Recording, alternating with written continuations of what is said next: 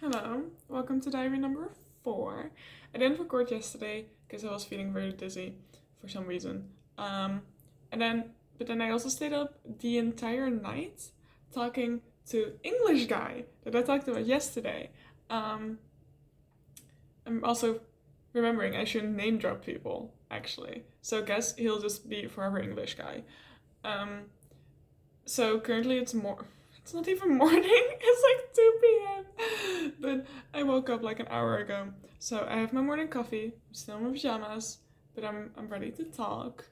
I guess about that talk, because we we talked about so many things. Like it's always really nice talking to him, because um there's a lot of insight and I feel like he's quite emotionally mature and stuff. And he's like 2 months younger than me, but he's feels sometimes a bit maybe not more mature. I don't know, like he gives me a lot of different insights, and so do I, because also we're different cultures and everything, and like we talk a lot about cultures because you cannot talk to a British person and not talk about British culture. But basically, yesterday was the first time we called in like a month or so, because I was avoiding everything, obviously. Also, I friend zoned him, and then we just got very busy with social things, and also, I mean, I was kind of genuinely having a breakdown for like 2 months. Um, we also talked during that, but now with all the revelations. So then I also just like mentioned it to him, like, yeah, I discovered things about myself. TLDR of the entire month really fast, and then he was like, wow, every person I date is avoidant attachment. And I was like, girl, are you anxious? And I was like, yeah. So that's kind of funny. Maybe not that much for him, but it's kind of funny. Um, so then I also mentioned of like, hey, my parents didn't really show any emotional care. I do not know how to open up to people or how to do that, or just how to suddenly start talking about that, because then and so then it was like, okay, well, you just do it. Like, this is what I do with my friends. Like, he has had breakdowns in front of his friends. Like his best friend, she knows before he even knows, like, he's gonna have a panic attack, and like just gets everything ready. I'm like, wow, that sounds hella nice. I don't have that. Like, when I'm having a breakdown, especially now after like my breakup and losing my dog and stuff, I'm just like sitting here crying and being like, I know I have my best friend, but still I feel so alone and like isolated, and like don't have a proper support group, even, or like, yeah, even though I have my best friends, my 3 besties, it feels very lonely, because I don't, I just do not know that calling them up when I'm crying is an option. I can just call them up. Have you tried calling Taylor up? Okay. But yeah. It's gonna be a more relaxing video because I want to drink my coffee since it's still warm. Um, so then he mentioned, like, yeah, you just talk about it. That's like, you just like don't bother your friends. Like, yeah, so you don't bother your in that sense, like, if you talk about it. So then we spent, I think, like an hour or something just talking, and then he also like shared some more things about like his fears and stuff, and I was also just kind of opening up what my avoidant attachment like means to me, or like what I was doing during like my past relationship. And like he's coming from the complete other side, like he's the anxious attachment. So he also gave me like some insights to that. Um, which don't know if he knows that he should work on that as well, but oh well. I'm trying to work on it, if clearly. And I'm also like kind of realizing, like, okay, yeah, me and my ex, we were in such a anxious and avoidant like battle. Not even like when I was um heavily avoidant, because there was like a peak time when my entire life got really overwhelmed in England, as I mentioned before, and then shit hit the fan, basically. But before that, we were in like a little, not maybe a battle, but just like a little bit, in the sense of like he would he would make offhand comments, and then and it felt like so much pressure on me. Like, I think in the first year of us dating, he mentioned like, oh yeah, when we don't sleep together, like, I just stay up like really late. I like have a lot of worries and everything about things. Like, I don't really sleep well. So then I internalized that as like, oh, if you do not sleep with me, then and it's just like normal sleeping, not sex. But if you do not sleep like together in the same bed, then I, you know, if I want, how do I say this? Like, sometimes I want to just be alone because, yet again, if I'm feeling overwhelmed, I want to isolate, I want to be alone, I want to feel all my feelings and have a breakdown. But then I would have like a whole moment of stress because I'm like, oh God, I want to choose for myself. But then that means that if I choose myself, he will feel worse. And it would just be like so much stress for me to voice what I needed. And it's also because like I am not used to that. I am not used to being vulnerable or like open and stuff. So that also absolutely didn't help. So then, it wasn't often, but I definitely also realized, like, I think when I was in France, when I was away, like, oh, I actually really like my independence. I like that I'm here as just sullen and not sullen and dot dot dot. I like that I'm just here with my friends and like everything. So then when I came back, I was also like, yeah, I want us to be more separate because like we're very, very codependent on each other. And like I need to be more independent. Like I love my independence. So I forgot the complete thread point that I was trying to make like 5 minutes ago. But yeah, I talked about those things with the English guy, and also like he was here when my ex said that he had a new girlfriend, and I was honestly going through it that entire week. But because he was here and I'm, romantically involved with him, I was like, I don't really want to talk about my ex with a guy that I'm romantically involved with because I feel like that's a bit weird. Even though he was doing it as well. So I could have just been like, hey, brother, I am going through it because what do you mean the guy that I like loved for so long already has a new person? Like, we dated for a very long time, like, and like we lived together. We were very codependent on each other. It also makes me angry. So it makes me just so upset. Like, oh my god, how 2.5 months, like less than a month, and we're already talking together. Like, what the fuck is wrong with you? Is it so easy to just disregard me? Oh my god. I hope he has deja vu. Oh my god. Truly. I bet that they watched The Office and they said like, oh my god, Jim and Pam, they're so us. Even though we were also saying that. Like, bro, be original. I fully understand Deja Vu by Olivia Rodrigo now. That's my jam.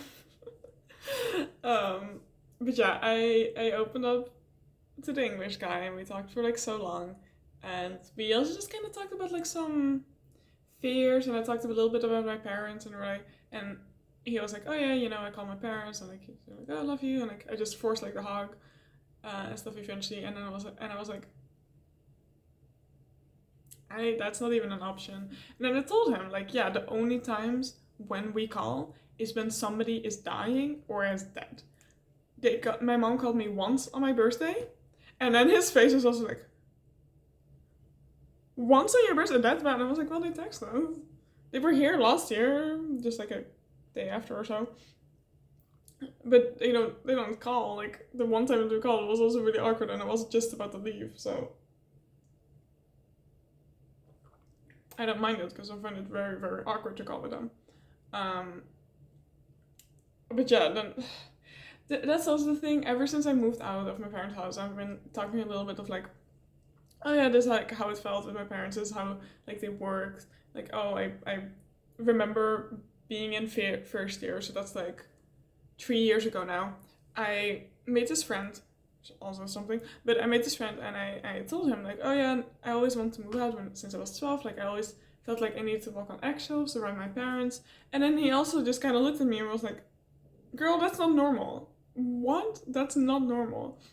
And then that's also got me realize, like, oh, maybe how my parents, like, raised me is really not that good. Because I always thought, like, oh, I didn't have it that bad. Like, my friends have it worse. Because they weren't physically, like, abusive or anything. They were just emotionally not there at all. Like, at all. So that's also, like, I was always wondering why I was the first one of my friends to, like, move out at 19, and, like, everybody else, either they still live there, or they're moving out right now, or they moved out, like, last year and stuff. Even with, like, the people that like, always, like, throughout my childhood, like, throughout my teens, like, when I was friends with them, I always talked about, like, oh, like, my parents did and that, like, they make me so upset. And I always thought, like, oh, like, they have it worse than me, but they still live currently with their parents. I'm like, why? Don't you want to, like, move out the second you could? Turns out that's just me, and maybe my family, like, my family situation is actually still just worse than I thought. It's just also that I never really talked about it, because it's also, like, coping mechanisms. I was so, like, daydreaming and everything, and probably just, like, my brain being like, yeah, this is normal, this is fine, this is just how it works, simply for my brain to cope with what I was going through. It wasn't that bad. It was criticizing my arguments every single week and absolutely no emotional care, which has a very big influence on you, apparently. But it's also kind of easy for your brain, I guess, to tune it out in a sense. Like, I was feeling shitty, obviously. Just didn't realize how heavily my parents influenced that. I just thought that was me. I just thought that I was mentally ill. Mental illness comes from your parents, bitch. Who would have thought? But so also, when I moved out, the first like half year, I had so many realizations about my family, like, oh, they're actually, like, it's worse than I thought. Because I remember, like, being sick or something and crying and just wanting, and, like, I was homesick, but I knew, like, if I would be home, I still wouldn't get the emotional care. I would just be sick at home. So I was homesick to a home that never existed, like, to a home with emotional care and, like, support. And damn, poor me. I'm just like, whenever I think back on me, like, especially when I just moved, I just feel bad for her. I just want to give her a hug. Poor her. And I know that, like, future me is also, like, looking down and current me being like, oh, poor girl. But yeah, back to English guy. So I was talking to him about that, like, at night, and then also, we opened up a bit more, and it was really nice. And I'm also realizing that I never really was that open to my besties. So I also sent him a message, like, at 5 a.m. once we stopped talking, being like, hey, besties, I'm not really that open. We need to change that. What is your attachment style? And then all three of them were like, what the hell's an attachment style? I hope they, like, look into it further, because it helped me so much to realize. And, like, also, I just want them to have the best relationships and stuff. So I think most of them are fearful avoidant. Which I think it also explains why we never really talked that much about feelings, because we feel like we all need to isolate.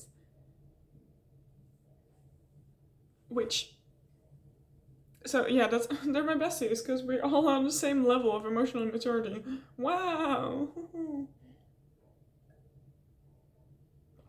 And I'm hoping if we manage to open up to each other, we will also manage to open up more to our, future partners, future relationships and everything. And, like, also it will solve so many, like, issues between us. We don't really have that many issues, but then also we feel a lot more comfortable actually talking about issues, because we have done it, but then always we kind of make it a big deal, because we're like, ooh, don't know how to bring it up, and like a couple of issues, like, come together over time. So we always have, like, this intervention of, like, How I Met Your Mother, like the banner and stuff. We don't have the banner. One day we'll have the banner. But then also, we should just feel comfortable bringing up issues casually, and, like, bypassing and being like, hey, I don't really like that what you did there, and not make it a big deal or not make it feel like an attack, because that's also, I think, like, we're always kind of careful about what the other person's thinking, or like fearful about what the other person is thinking. So I'm hoping that we can go together, you know, besties for life. Like, that's also the thing, we know that we'll be friends forever. I cannot handle it if they leave. I stopped being friends with one of them for like a year and a half. I was going through it. It was also in my first year. Oh my god, shit hit the fan. She's also like my longest friend, basically. And it's very good that we stopped being friends, because yet again, we grew up in a very similar environment where we didn't really talk about our feelings. So then we also never really talked about our feelings, and we kind of felt like walking on eggshells. Like, she felt like that I wasn't being a good friend because I was just very isolating, because I just moved and I was so tired and everything, and I felt like I needed to walk around eggshells around her because I didn't know what would like kind of like set her off.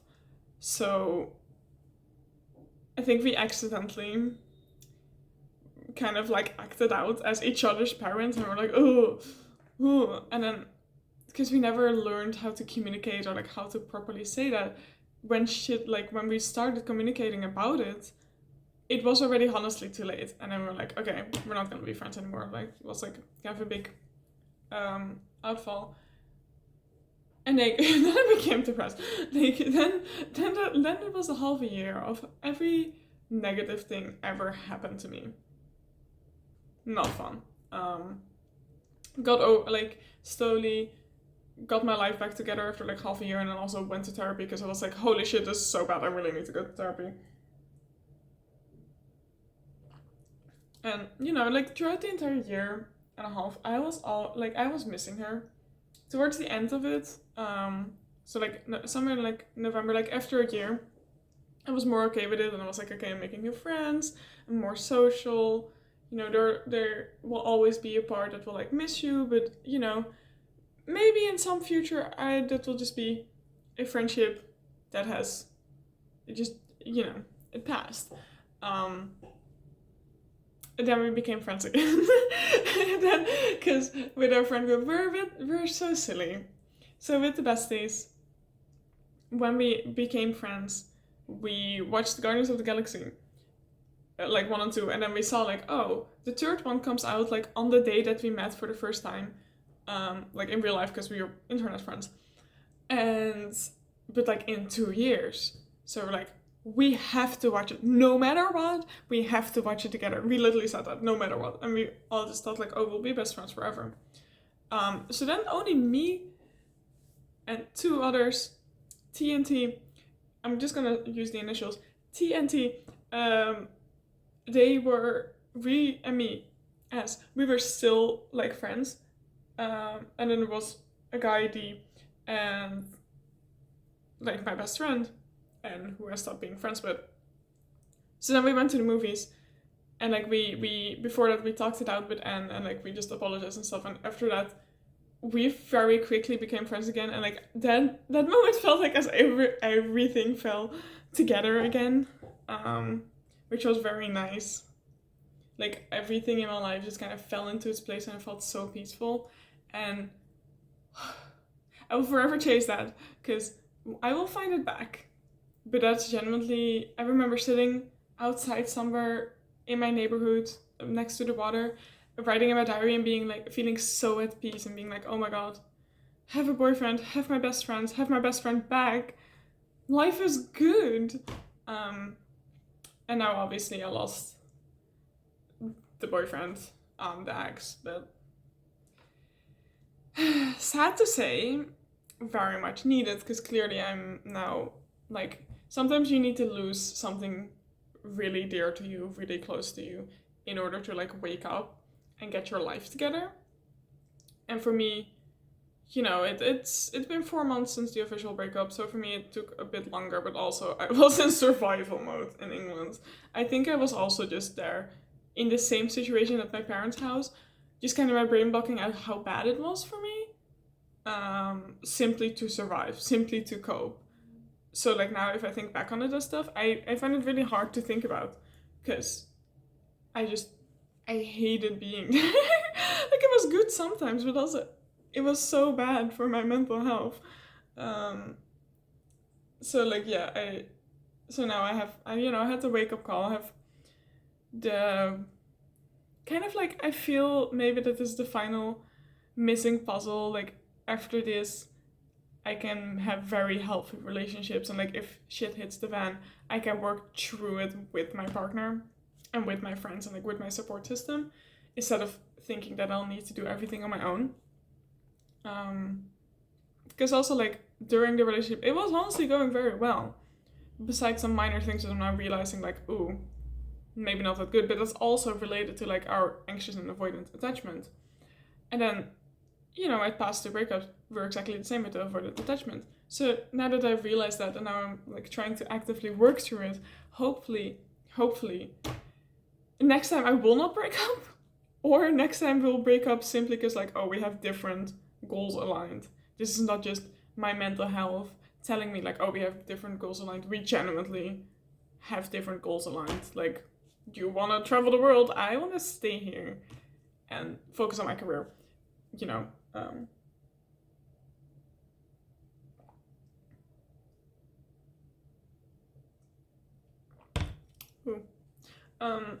So yeah. And then, yeah, like he has also been getting his life together, as I think I mentioned before. So maybe it is true, because like I feel like we've had a very healthy relationship for most part. It's just some things like we just weren't healed enough, or we just weren't aware enough of these things. So we had a really, really nice relationship where like we didn't fight or anything. With some moments of like maybe conflict or like problems working together, but overall it was very nice. It was very, very nice. So then also like maybe you need to lose something very nice to you in order to have the wake up call and be like, I need to get my shit together because I do not want to lose something this nice again. I'm actively working through that. Don't know if he is. He's been always saying like, yeah, I'm gonna go to therapy, but don't have money and stuff. The waiting lines are like incredibly long. I know that. So we'll see if he actually goes. I managed to kind of force him into the steps because he was anxious as hell. Oh my god. So yeah, that's it. Been opening up. Been talking to the English guy. We also talked a little bit about our fears of like being afraid to only be used for our bodies, which this is like the first time I feel like I could actually talk to somebody about this who shares the same thing. And also I've literally slept with him, so I was kind of afraid like, oh, he's only using me for my body, because also like he is a lot more horny than that I am, because I'm also asexual. So also when he said that, like, yeah, I'm like afraid that people only use me for like my body and stuff, I was like, girl, I didn't even know that was an option. I was drunk as hell. I just thought you looked good. I'm asexual. Never had any sexual attraction in my life. So then I think that also made him be like, huh, nice. Because when he was here, we also didn't sleep together in that sense every single night. And he was really used to that in his relationships. So then he also was like, wow, that really, really healed me, that people can just hug and it feels just as nice. And I was like, I cannot handle sleeping together like that every single day. My god. I think I got like my period when I was here for a week, and I felt guilty because I was like, oh, maybe like we started off as like a hookup and stuff. I don't want to disappoint him. Like, I cannot use my body in that way. But yeah, it turns out like both of us were, well, he isn't asexual. But yeah, that just also kind of helped him, I guess, and that also makes me be like, okay, he's also just here because he vibes with me, and he also said that was a very green flag, except for the avoidant thing, but I'm working through it. Not really my fault, I feel like. It's my responsibility to work on it, but it's not my fault. And yeah, other than that, he said that I had a lot of green flags and stuff. So I think Mans has been traumatized also with previous partners. Um, he has also had a lot of partners in the past like 3 years and stuff. While I've had two, and then two situationships, including him. He had like 3 official relationships and quite some situationships. So that's interesting. Um, yeah, I that's also the thing. Like, it's really nice talking to him, and it's really nice sleeping with him. Not gonna lie, it's very good. Not the point, but it's very good. And it's genuinely like very very nice to talk to him. But also, we live in different countries. I know that he'll stay in the Netherlands for forever, and I'll stay in wait. He'll stay in England for forever. I'll stay in the Netherlands for forever. And also, I'm not sure how well we actually match. Like, how much I would actually want to date them in that sense. Because also British people, British people. But it's, for right now, it's very nice just talking to him and just chilling and having like this, connection to England. And then also, he's just very nice. He's very emotionally open and stuff as well. And is also very understanding. So then, it's just nice talking to him.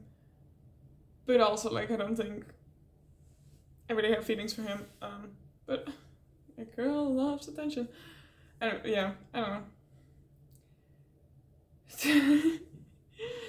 So yeah, that's like things I'll figure out. And also, like, I don't really have to know it. Like, he'll come back probably to the Netherlands at some point. I'll visit England at some point, and like we'll hang out. But I also have a feeling that we'll just we'll meet somebody closer by us, and then we'll have the tools that we learned from each other to navigate all of that. And also, I wouldn't really call it a situationship. Well, when we were romantically involved, I guess we just kind of casually dated, and now we're more friends with a lot of romantic under tension or something. I don't know. We're just vibing. We're just very like, I'm also very trying to be very honest about where we stand. So I'm also like, yeah, for like, I'm friend zoning you basically, because I cannot handle all of that right now. Like, I will just avoid you all. Like, I'm afraid that I'll hurt you.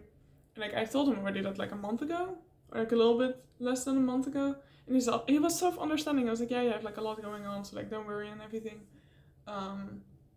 So then also, like right now it's the first time that we called after that, and then there was like a little bit of flirting, but it's also just, it's nice. And if he would meet someone else, like I wouldn't mind. Okay, like it would be very understandable, because yet again, I don't see how much future we have since we live in different countries, and I would want to have a partner that like lives close to me. Kind of annoying with a breakup, I'm not gonna lie. At school, Jesus Christ, it would be a little bit easier if I didn't have to see him. But also, dating is a lot nicer when you're close to each other. Today's video diary is kind of all over the place. Also because, well, I kind of woke up like an hour ago. But I just wanted to talk about like my process with being emotionally open and like talking to the English guy about it. And we had a really, really nice talk. And this is also like, in the previous videos, I just kind of talked about one topic related to the breakup, and now it's more a little bit all over the place. We'll have those days.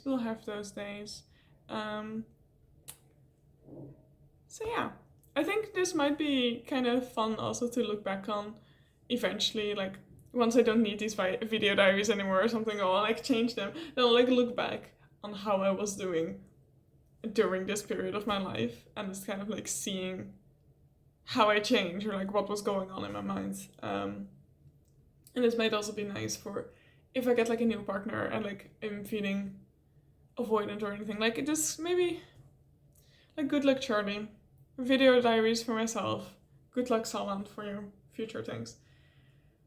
Now it's time to stop procrastinating and actually do my homework. Yeah, been behind on that one. Yay! Bye bye.